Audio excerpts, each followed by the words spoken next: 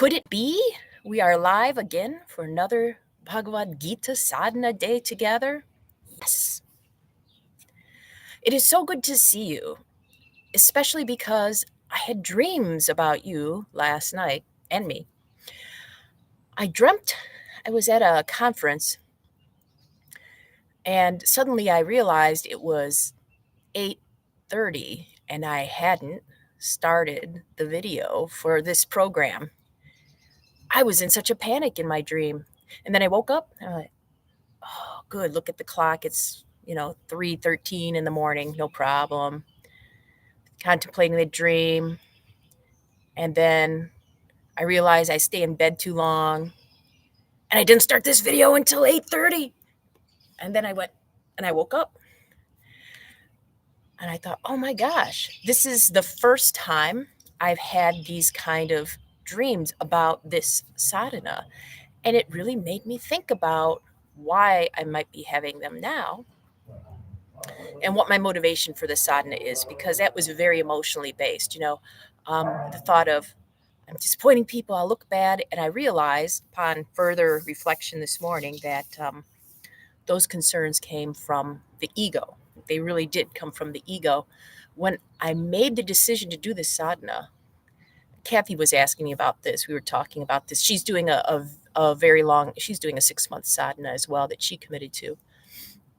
And we talk about why do we pick these? And both of us agree that it was just something we felt we had to do without a reason. I mean, when I did it, there was no, emotional like, ooh, I'm going to prove something, or I love this, or I hate this, but I'm doing this. It was just, I'm doing this. Now, Arjuna is setting foot on the spiritual path, and Krishna is talking to him about our overall yearly theme, samatvam, or equanimity, because that's exactly what Arjun's going to need to get through his grueling war. At one point in the war, Arjun succumbs to emotion, and all of us might think it's very justified. At one point in the war, Arjun's son is treacherously killed, not through honest fighting, but through trickery, through deceit, through the violation of the rules of warfare. And when Arjun finds this out, he understandably becomes enraged and saddened, but mostly enraged, and he makes a promise that tomorrow I will kill this man who killed my son, who caused the death of my son. And if I don't, I will walk into the fire and burn myself to death. And everybody on both sides went, oh, he said it loud enough for everyone to hear. The people on his side went, oh my gosh, if he doesn't achieve his goal, all our hopes for winning this war are over, because he will walk into the fire and kill himself. And on the other side, the soldiers were like, oh, all we have to do is stop Arjun from killing this one person. He'll kill himself, the war will be over, and we win. So he gave concern to his supporters and joy to his enemies. And even Krishna helped him fulfill this promise, but Krishna then berates him and says, you made this promise without consulting me. Don't do it again. I don't know if I'll be able to keep saving you if you keep making promises based on your emotional, egoic reactions. I think this is very key for us on the spiritual path, and it leads to this concept of spiritual bypassing you may have heard of.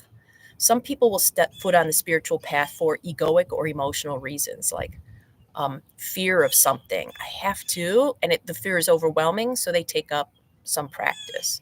Or their need to prove that they're better in some way drives them to practice. Or their need to escape responsibility. I feel overwhelmed. I have these bills that I just can't handle. I have a family commitment I just can't handle. I'm going to give it all up and go to a yoga ashram, a monastery, a nunnery, whatever. In my experience, and check your own, those vows, those commitments that we make from a really egoic, emotional place, they're either a struggle to keep or they don't happen. And that's because we're not consulting our inner self. Our inner self, Krishna, throughout the whole war, is the epitome of even keel. Something good happens, fine. Something bad happens, fine. He's going to keep going. That's what we need on the spiritual path. Not that, oh, it's going well, it's going my way. I look good, I'm keeping going. Oh, now I look bad. Now I'm having negative emotional reactions. I'm going to stop. We're not going to get anywhere. So that even keel. Notice today what you react from, what you base your day upon, your to-do list, your activities. Is it from the ego emotions?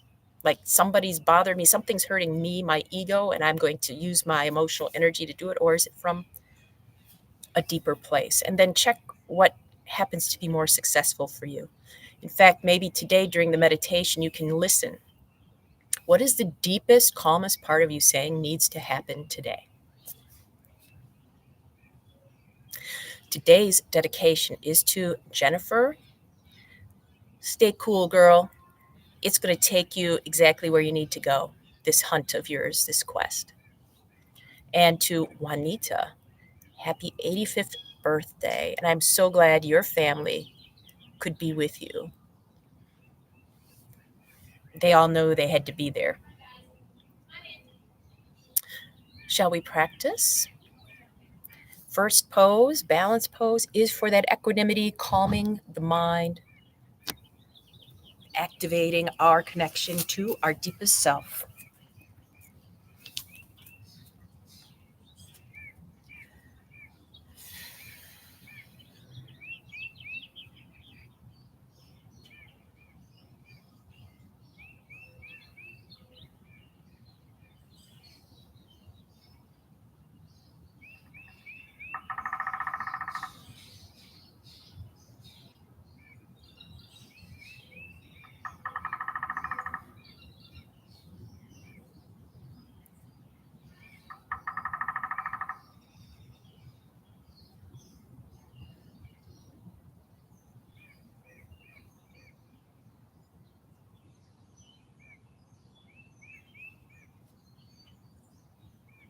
Switch sides.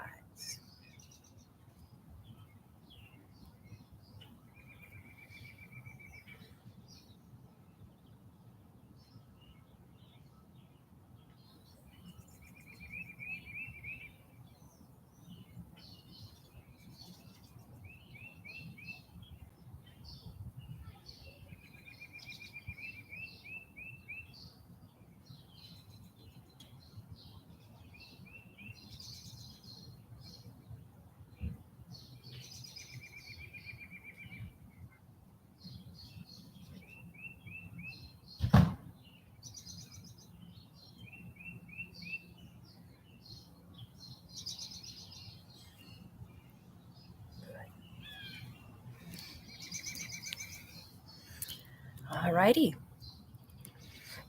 Shall we contemplate what we need to do today, consulting our deepest, calmest inner being instead of our ego? Let's give it a shot. Or do whatever speaks to you from the heart. See you in 5.